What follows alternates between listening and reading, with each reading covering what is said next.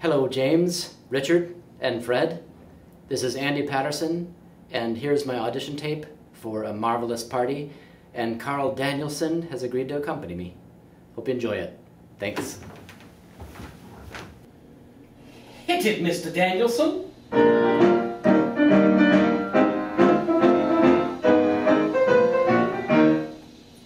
Some years ago, when I was returning from the Far East on a very large ship, I was pursued around the decks every day by a very large lady. She showed me some photographs of her daughter, a repellent-looking girl, and seemed convinced that she was destined for a great stage career. Finally, in sheer self-preservation, I locked myself in my cabin and wrote this song. Don't put your daughter on the stage, Mrs. Worthington. Don't put your daughter on the stage. Though they sent her to school of acting, she was lovely as Peer Gynt. I'm afraid on the whole, and as you knew, would emphasize her squint. She's a big girl, and though her teeth are fairly good, she's not the type I ever would be eager to engage. No more buts, Mrs. Worthington. Nuts, Mrs. Worthington. Don't put your daughter on the stage.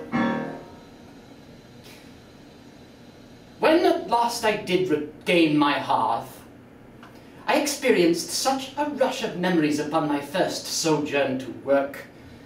In order to get from my flat in Clapham Common to the West End of London, I travelled in the City and South London Tube. The London Underground has now been transformed into a spacious network of efficiency, but then it was unique in uncomfortable charm.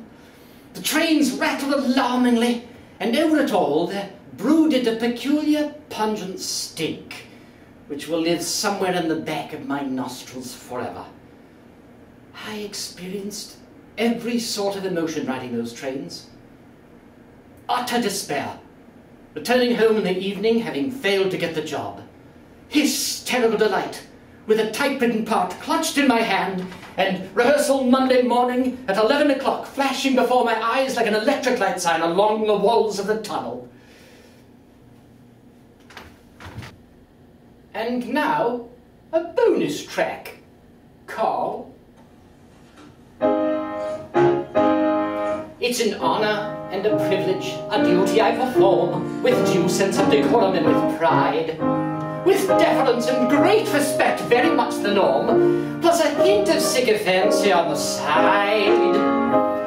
To labour for my ruler, all the facts about his realm, to fill him in on all the beastly news. In order that his majesty is sturdy at the helm, out of all the foreigners' latest views. This is the morning report, gives you the long and the short, every grunt, roar and snort, not a tale I distort. On the morning report.